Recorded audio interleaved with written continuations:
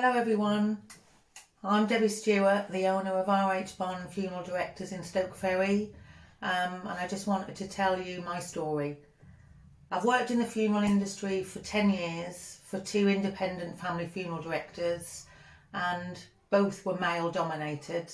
There were some female staff, but the families ran the business, father and son in both instances. And although I hugely enjoyed the privilege of working for both of the family funeral directors, I thought often that there should be more female input. Things like body prep was always done with huge dignity, but I wanted to bring in more hairdressing, makeup, nail painting, eyebrow shaping, that kind of thing. So the deceased went on their final journey looking absolutely perfect. And I just think ladies would like to know that there are ladies looking after them when they're getting them ready after death. Recently I had my own near-death experience where I was hospitalised for several weeks at the Queen Elizabeth Hospital.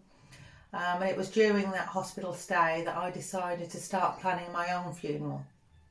Never really thinking about it before, which seems funny because obviously every day I'm planning everybody else's funeral.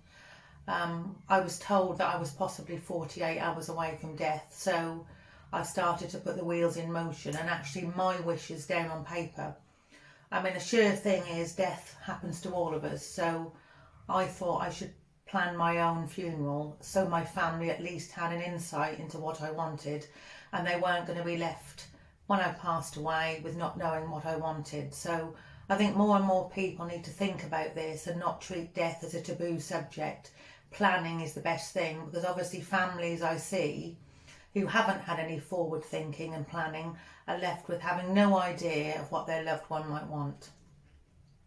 This year in the funeral industry, it's been a year like no other with the COVID-19 legislations and restrictions. We've had only 30 allowed at a funeral. Before that, in the first lockdown, 10 people were allowed. I mean, how does a family, pick which people they want at a funeral? Everybody is special to the deceased, and that's why they all want to come together and celebrate that person's life. The restrictions were unbearable for us as funeral directors, having to tell families that they couldn't see loved ones if they'd passed away from COVID-19. They couldn't carry the coffin like some people like to do. And all of these things had an extra impact on the family that were not only bereaved, also heartbroken with the fact that they couldn't plan the funeral as to the way they wanted it to happen.